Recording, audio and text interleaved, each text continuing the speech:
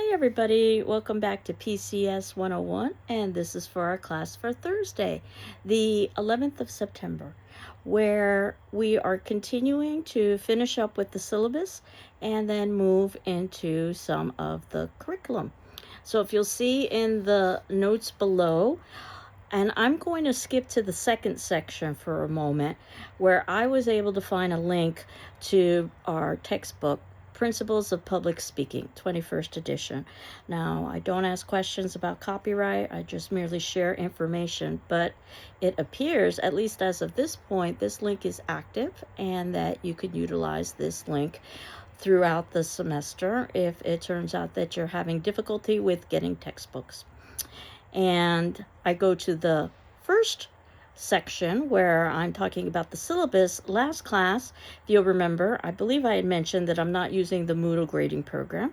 So if you go onto the Moodle grading program and it looks odd to you, it's because I'm not using it. So feel free to just ask me if you ever have questions about your grades. And I wanted to talk a little bit about the section I skipped, which is plagiarism. And it used to be a fairly easy discussion where plagiarism would be using somebody else's language or ideas without acknowledging the source, and it's a pretty serious academic offense. You could be expelled from the college with a notation on your transcript that you plagiarized. And I would always give, notice I'm using the past tense here, I would always give two stories to talk about why it would be in your best interest not to plagiarize. The first occurred to me in the very early days of my teaching career, so this was pre-internet. I'm reading a paper and I realize it sounds familiar. And then it occurred to me, of course, I couldn't rely on the internet. Ultimately, as many ways as the internet can help somebody plagiarize, the internet can also help professors determine if someone is plagiarizing. But I had to rely on my own memory, and it didn't require much for me to see that this was a passage from our own college textbook that I had assigned for class. So someone had literally copied the passage. And whether this was a deliberate attempt to deceive me because there were a few mechanical errors here and there, or they were just a sloppy plagiarist, it wasn't difficult to identify. The second story, the better story, did not happen to me, though it happened around the same time period. Happened to a middle-aged professor. That piece is important. He's reading papers. Something sounds familiar.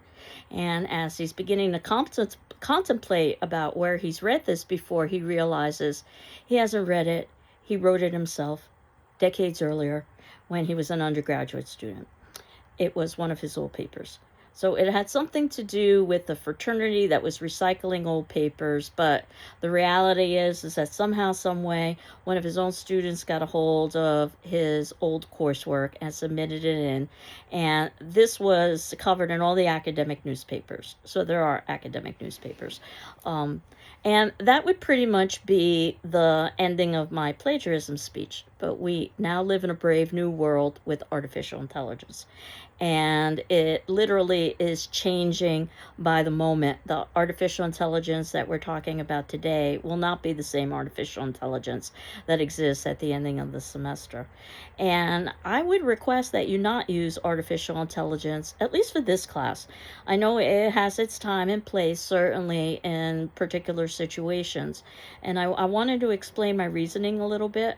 And first of all, I suppose, if you're one of those doomsayers, then you might think that the machines will become self-aware and take over humanity. If you are familiar with the Terminator movie series, you'll recognize that plot.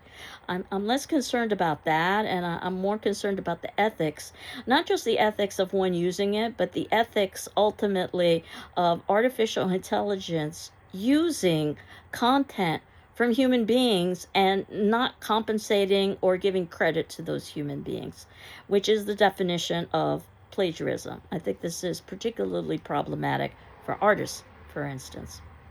The second issue that I have with artificial intelligence, which I don't think is discussed frequently enough, are the environmental impacts. Artificial intelligence uses an incredible amount of power and energy and water. And it disturbs me that we're directing those resources towards machines rather than to humans. The third issue that I have with artificial intelligence is that ultimately, you know, it's happening so quickly. We are not prepared as a society for this kind of swift change. So, if you're familiar with history, you're familiar with the Industrial Revolution, and these sorts of changes are supposed to occur over years, decades, not weeks. And the social and the economic consequences of this are unfolding as I speak. But the last reason, perhaps the most important reason from a student's perspective for not using artificial intelligence in this class, I don't know if you've ever heard the word hallucination in reference to artificial intelligence. That artificial intelligence has the capacity to hallucinate, which I also find rather problematic because it assumes a certain level of self-awareness and sentience. But whether it's just incorrect or hallucinating or lying, which also assumes a certain level of sentience, artificial information can and has given incorrect information. So much so that the attorneys who have used it for some of their court cases have found to their chagrin that the court cases that they cited in their legal briefs were completely fictional, even though artificial intelligence verified, quote, verified, unquote, that they were not fictional. So when judges went to verify the information on their own, were unable to find evidence of any of these court cases. So when you put all of this together, I think there are very good reasons not to use artificial intelligence, especially because in a class like this, it's really a workshop that's meant to help you develop your skills. And the only way to develop your skills is to actually do the thing. So I'm hopeful that by the ending of the semester, you feel more confident and you feel more comfortable presenting information to either a camera or to an audience or to both. So that's my little artificial intelligence speech. And I believe I might have mentioned that I teach media classes. And a former student from one of my media classes sent me a video, approximately 14 minutes long or so, that he thought I'd be interested in, that was on YouTube, that was talking about social media and about the way social media takes away our agency and the ultimate consequences of using it. And when I viewed that video, I realized that there are lots of parallels with artificial intelligence as well. In fact, every time they use the term social media, we could easily substitute artificial intelligence. So I would ask that you watch that video. Again, it's about 14 minutes long or so, with some interesting analogies between technology and fast food. And I think it'll serve as a kind of summary for my request that you not use artificial intelligence. So if you look in the notes below, you'll see the third section is just reiterating what was on our course syllabus and outline, that we have 3 graded speeches over the course of the semester. The first is an autobiographical speech. That will be due the 16th of October.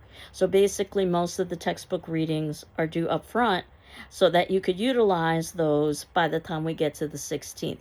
This is where you are giving a 5-minute autobiographical speech telling the audience something about you and your life. Perhaps you want to give a life overview. Obviously, you'd have to simplify that because you have only 5 minutes. Perhaps you wanted to focus on something like a hobby or an educational goal. I oftentimes talk about if people aren't necessarily comfortable self-disclosing about themselves, they might want to discuss education. It's something we all share, whether it be your educational history, or your educational present and why you're in this class, or perhaps your educational future and your goals. And this is something that you will record, much like I record our class sessions, and we'll upload to Moodle so that your classmates can view them as well as myself. And we'll talk a little bit more about that as the semester progresses. Our second speech is the informative speech. That will be due in November. So basically, you've got a graded speech each month, October, November, December. The second speech in November, November 6th, is 10 minutes, twice as long. An informative speech where you get to teach the audience about something, perhaps a person, a place, a thing, an activity. It could perhaps be related to something you mentioned in your first speech, but not necessarily required. And you will need to use at least one audio or visual, which won't be required for your first speech, but you're certainly encouraged to use that if you would like. And of course, we'll talk about audio visuals when we get a little bit closer to the due date of this. And that will be due by the due date, 11:59. And for all of these speeches, I ask that you send your speaking outline that you use to deliver your speech to me via email, which is how my grading program works best. And my email is ruiz, R-U-I-Z, at gcc.mass.edu. So by the time we get to the first speech, we would have talked about speaking outlines and audio visuals and all of the rest. Our third and final graded speech will be due on December 11th. This is a 15-minute persuasive speech, so notice that the time period keeps increasing. That convinces the audience of something, whether it be to take an action or support a position, perhaps both. And you'll be required to use a minimum of 3 outside resources, though certainly you can use more. And you're certainly encouraged to use outside resources in any of the speeches, but by this point, we would have talked about how to use outside resources in a speech. And we also would have talked about the reasons for using outside resources. And again, you would be sending, your speech outline to me via email. So my hope was that you were able to do the reading that I had assigned for today, but I'm very well aware that you may not have had an opportunity to do so, as people are adding and dropping classes and getting texts and so forth. So I think of today as kind of introductory, so you can certainly do the readings after the fact. And as I indicated with the textbook, you can use older editions of the textbook. Just know that there will be some small differences with the older editions. So there might be some changes with subject headings or with chapter titles. The way that I wanted to begin was with something that wasn't at all related to the reading that I had today, was to tell you a little bit about Toastmasters, which is an international organization that helps its members improve their public speaking skills in a non-academic environment. And they have chapters internationally, and you'll see in the 4th section below, I've got a website where you can learn more about Toastmasters, and a video that I'm going to be asking you to watch that Toastmasters put together, talking about the process of pulling together a speech. Now, the video is a bit dated, but the content is still applicable.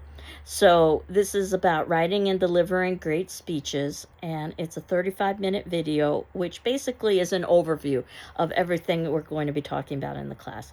So what you might want to do is just stop my video here, watch the Toastmasters video, and then return. So we are at minute 12:50. Hello. We are at 12:50. If in the event you stop the video and you decided to come back, and basically just to summarize the video, it talked about different kinds of speeches, such as the informative speech and the importance of being clear and concise, but that's true of all speeches. The persuasive speech and the importance of motivating and oftentimes using emotional appeals to motivate. And what they call the entertaining speech and the importance of using stories and humor. And while we have informative and persuasive in our 3 graded speeches, we don't necessarily have entertaining, but we do have autobiographical. And I might say that I personally find the autobiographical speech quite entertaining. I think it's really nice to hear who my students are, and I think it might be nice for you to hear who your classmates are. The video emphasizes, and I can't emphasize enough, the importance of practice. The more you practice, the more comfortable you will be. And one of the first things that you need to think about is preparation, because the key really is in the preparation. Thinking about the logistics of the speech, the location, the audience, the objective, whether you need to research it, and then you can think about constructing the speech and the writing of it. Obviously, for us, this is an online class. You will be recording your speeches, much like I record my class sessions.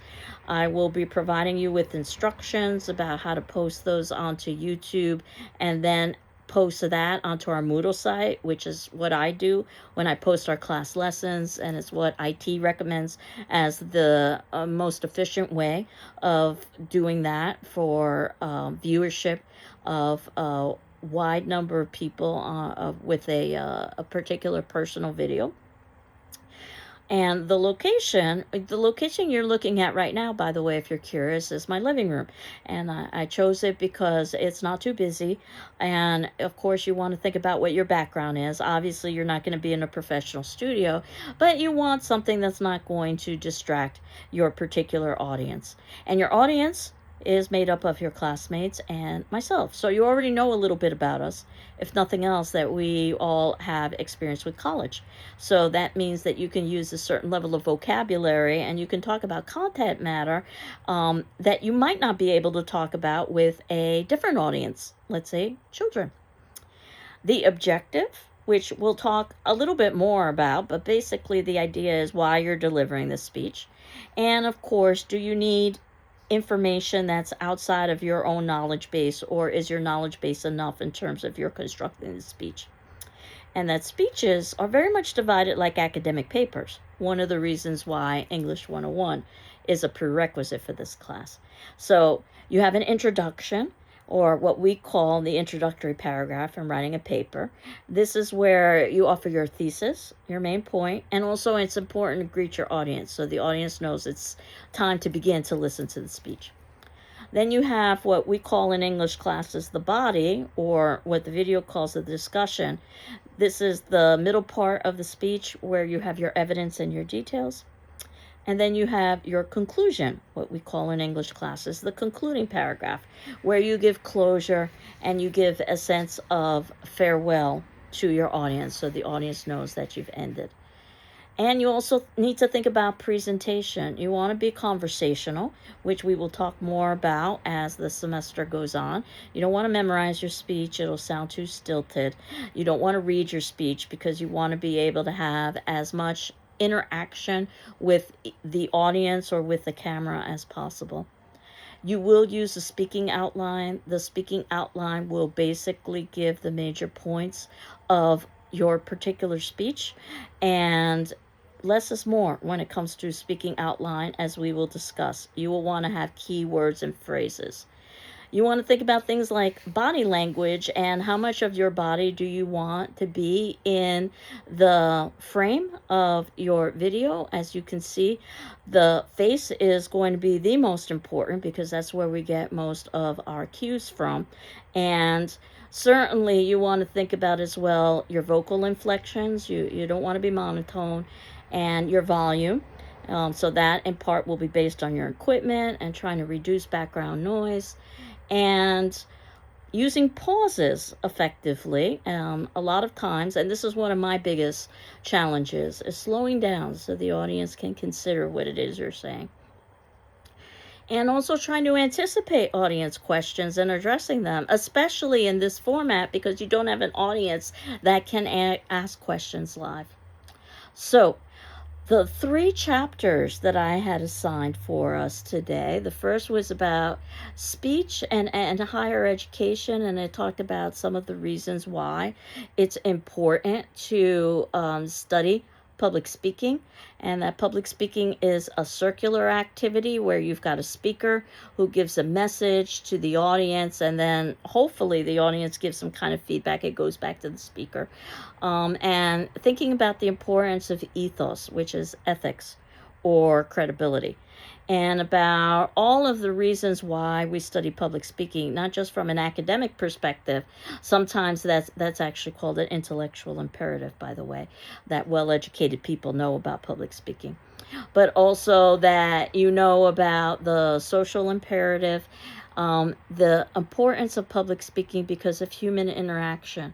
And the consumer imperative is becoming more and more important, I think, to me, that as we receive speeches, we evaluate those speeches of others, and that ultimately it can be rather telling in terms of the fact that individuals who give speeches oftentimes do not necessarily follow the criteria that they should, the criteria that we are going to be talking about in terms of giving a speech. And we talk about the importance of being ethical. We talk about the importance of being clear. We talk about the importance of answering audience questions And unfortunately, we oftentimes see public figures do the exact opposite. And I think we should hold these individuals accountable for that. And that ultimately, public speakers should be able to have the same level of professionalism in the context of the political and social world that is expected in the academic world. So, thinking about those things, as well as thinking about some of the elements in the text that, again, I'm aware you may not necessarily have had a chance to read, but I'm hopeful that you can go and reread them after the fact, so that ultimately, and you can see in the notes below that I've addressed some of the important points, but I will also talk about those important points next class as well. But at this point, I'd like you, if you haven't already done so, to watch that Toastmasters video. That's a 35-minute watch. And you might have noticed that the Toastmasters video did not talk about nervousness, which is one of the most common issues in terms of public speaking. So much so that the textbook devotes a good amount of time to it. So, whether or not you've had a chance to read the textbook or not, my suspicion is that you have some familiarity with nerves and nervousness, and that's what today's attendance question is going to be, which will be due by Saturday, but on the 13th. But as I had indicated, certainly if you need additional time, please let me know and I will be happy to grant it to you. And as you know, you're not necessarily required to respond to your peers, but you are required to read their responses and my responses in turn. So as you can see that I have indeed responded. And the first question that I asked was for you to introduce yourself. So I wanted to introduce myself a little bit and tell you that I was born and raised in New York City, and I attended college in upstate New York, the University of Rochester to be exact, a place that promoted itself as being an institution where students would experience, quote, real winters, unquote. And I was very young and naive and didn't realize that what that meant was some pretty steady snowfall from October until April. But nevertheless, I made it through that real winter, where I majored in English. I minored in psychology because I was absolutely positively certain I was going to be an attorney. So if you are absolutely positively certain about something, you never know how things change in your academic career in particular, because I ended up taking a Shakespeare class and I fell in love with the class, and I realized that I wanted to spend my time not practicing law, but really talking about literature. And that meant that instead of going to law school the way I intended, I was going to go to graduate school. And I could still use my major, obviously, of English, and I could use my minor of psychology, certainly in the study of literature. So off I went to graduate school, but I wanted to make sure that I went to a graduate school that had a warm climate, enough of the real winters for me. So I had settled on upstate New York. I had settled on Southern California instead of upstate New York, and I went to UCLA, where I studied Shakespeare and his contemporaries. Eventually, I graduated, began teaching, and realized that I miss winter after all. So I began applying to positions on the East Coast. In my mind, anything on the East Coast would be home, so to speak. And there was a little school that I'd never heard of before by the name of Greenfield Community College that had a position open. So you know how the story ends. And I applied, and I was asked out for an interview. We talked a little bit about what my transition might be like from sunny California, but I was assured, and I do remember this, that the winters here in Massachusetts are, quote, not that bad, unquote. And I started in the 1993 academic year. And while it might be true that in 2025 the winters here are not that bad, that was not the case in 1993. You might know that year. It was a historical year for breaking most of the existing records for cold and snowfall. I was completely unprepared. Everyone was, but I in particular was unprepared. But I stayed and have been through all kinds of winters since, and I began by teaching English classes, and then I branched out to teach some public speaking and some media classes. So pretty eclectic what it is I teach. So, in terms of your attendance question for today, is going to be to talk about, well, the elephant in the room, so to speak, nervousness. And whether it's based on the readings that you may or may not have had a chance to do yet, then certainly you can do them after the fact, or just with your own experience over the course of a lifetime. What suggestions do you have to control nervousness? Nervousness isn't necessarily a bad thing. It just means that you have more investment in a particular issue.